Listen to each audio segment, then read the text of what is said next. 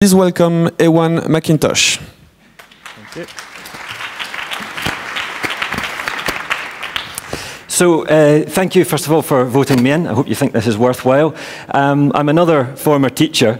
The slides have all gone a little bit Pete-tong, but we won't worry about that. One of my jobs is working with the Scottish Government Education Department on social media issues. And the first thing I want to show you is just a video, because I can, and we're allowed to. A little clip from YouTube, if we can play that video, please. Now, this video for me sums up, oh, we've lost the projection. This video for me sums up today's kind of generation.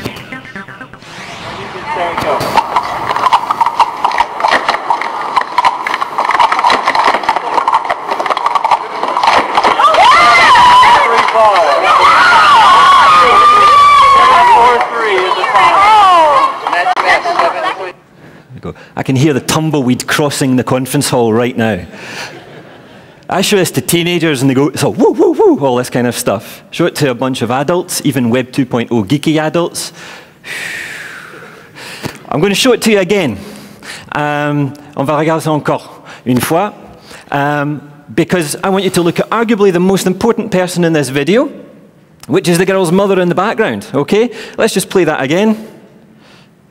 Here we go. Now, she's just beaten the world record for cup stacking. Enormous achievement for a 13-year-old. This is not sped up. There's an entire sport around this. You can even get your competition cup stacking mat. Now, just take a look at the mother in the back here. Her daughter's about to break the world record. Nothing. Absolutely nothing. Arms crossed. And then she asked again, what the hell's going on here? Yeah. Not a clue, if you could go back to the PowerPoint.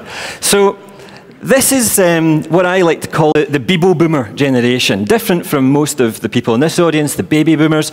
They're the kind of generation who on their Bebo pages are busy writing amazing prose. Stuff here that, to be frank, an English teacher would be proud of having in their classroom. But the girl didn't do it because she was asked to by her teacher. She did it because she wanted to. Because something has changed. When I was young, I certainly didn't post videos to YouTube of my cup stacking exploits. Did any of you? No. And so something has changed in the way, as the world has changed and it's not looking back, as a friend of mine would say. Now, things have gone a little bit awry between the computers, but we often hear about schools. That's what that says. Schools being the thing. We have school boards, school newspapers, school websites, but of course none of us really care about schools. We all care about people. That's actually what matters. And we've spent all our time busy connecting schools instead of concentrating on people. And someone paid McKinsey a lot of money last year to do a study on what makes the best. And what a surprise, what makes the best? Teachers, people. How good a teacher is makes the difference in how good a school system is. Now, we knew this maybe 2 years ago when we started a social media project in Scotland. We called it edubuzz.org. When we started out, we only had 20 teachers sharing what they did in their classrooms on blogs, wikis, podcasts. Only 20 out of about 1,000 in this particular school district. And within 8 months, we had over 1/3 of the teachers sharing what they did in their classrooms every day. The results, the attainment, the enthusiasm in schools had never been so high. And we now have about 1,300 bloggers, wikiers, podcasters in this very small school district. These are all the kinds of things that have happened because we managed to get a few teachers to blog. Some of them happened already in schools, but we've got kids making music on GarageBand, we've got them making their own films, podcasting, the amount of animation is incredible. Above all, they're enjoying school. They're seeing it as being much more relevant than it had been the year before or 2 years before. We even involved the entire community in creating the guidelines for this. So the safety guidelines, this page started blank, and we invited the whole community, parents, teachers, students even, educational management, the lawyers. They all had a role in putting together our guidelines. Now, Dear lifters, I have a request, a bid, if you like. In the 19th century classroom, that was the average audience for students' work. In the 21st century classroom, well, in the 20th century classroom, we missed opportunities with showing our work off to local communities. 21st century, we've gone from 112 million blogs, tracked by Technorati, 2 new blogs every second, about 17.5 new blog posts every second. MySpace would be the 8th biggest country in the world. And we're still stuck in the 19th century in our schools. Maximum audience for student work is 1.